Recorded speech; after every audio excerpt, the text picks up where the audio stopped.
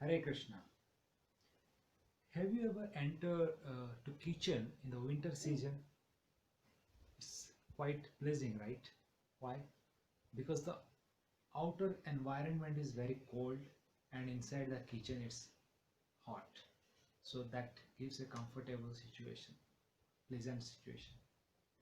Now I would say if you go to the same kitchen in the summer season, in the summer hot 40-50 degrees Celsius, that's totally different. It's not at all pleasant. Why? Because outside is hot and inside kitchen is also hot, and you sweat there. So nobody wants to enter into kitchen in the hot summer day. But in a family of joint family where the mother takes the responsibility of cooking, you will see the mother goes to the kitchen in the winter season and same mother goes to the kitchen in the hot summer season and she cooks. Have you ever thought what was the thing that drives her to dedicate and cook for the whole family in both the season, taking so much trouble? In Bhagavad Gita, Krishna tells to Arjuna in the second chapter, Matra sparsastu kaunteya sitasna sukha dukkhada agama apayana anitya tam titiksha bharata. He's telling, Matra sparsastu, the sense objects when touches the senses, kaunteya. Sita ushna, sometimes it is cold, sometimes it is hot. Sukha dukkha, sometimes it is happiness, sometimes it's sorrow, misery. Agam apaina, it is coming and it will go also. Anitya, it is temporary, it is not a permanent situation. So my dear Arjuna, titiksha, kindly tolerate it. So here Krishna is telling to Arjuna, because it is temporary, please you tolerate it. Similarly, this same thing, the mother, she knows that this is the winter season and very soon the summer season is going to come.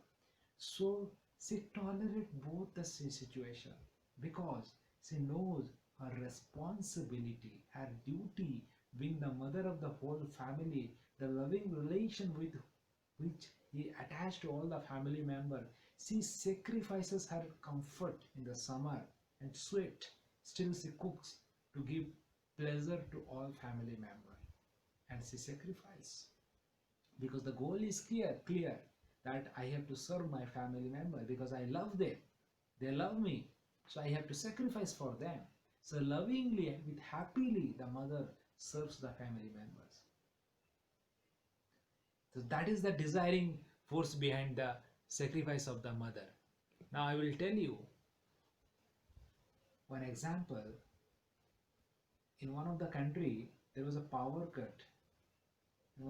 And when the power cut was done for a few hours, and it was not even in the history it was done. The first time it was a long power cut. And to the amazement, there were few people they committed suicide. Now it's a great thing to think that just by the power cut for few minutes, there are few people that have committed suicide because they didn't have that capacity to tolerate the situation, the discomfort. It's a matter of thinking. If you tell in the India, people will laugh. What is this?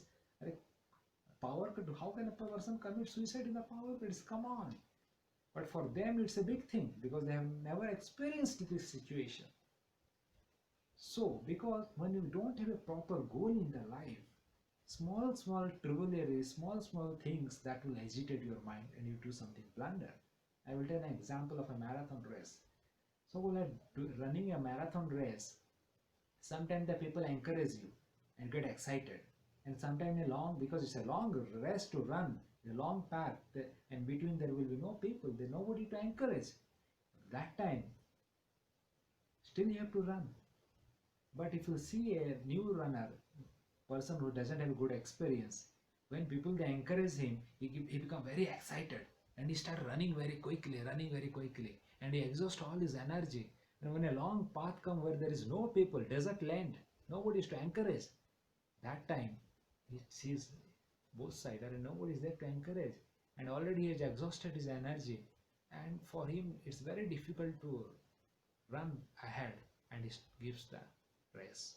But an experienced person who has already understood the goal and he is experienced earlier, when people encourages, he doesn't become very excited. He maintains his equilibrium and he runs with his own pace.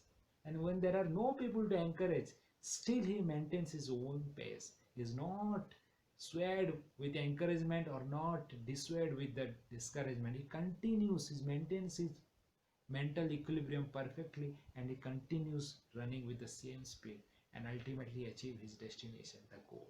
Similarly, my dear friends, when we have the goal clear in our mind, then we get the strength to tolerate the small things in the life.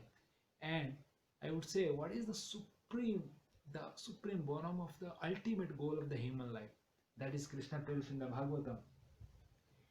The human being, this life has given us to perfect and connect ourselves with the God and go back to the Godhead. If that is the supreme goal, if it is clear, Jigar Swarupai Krishna and Nitya Das, we are the servant of Krishna, and how to connect ourselves with Krishna and go back to Godhead.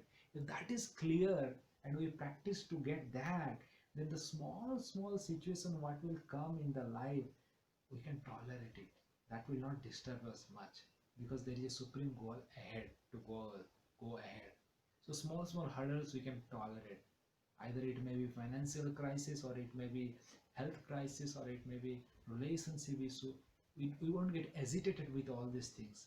Although it's a difficulties, but having that higher goal of bhakti and doing bhakti to Krishna, so we get the strength from Lord, and with that strength we can tolerate this small tribulary and we can go ahead in our life and ultimately we can achieve the supreme goal, Godhead, back to Godhead, and we can achieve our perfection of human life.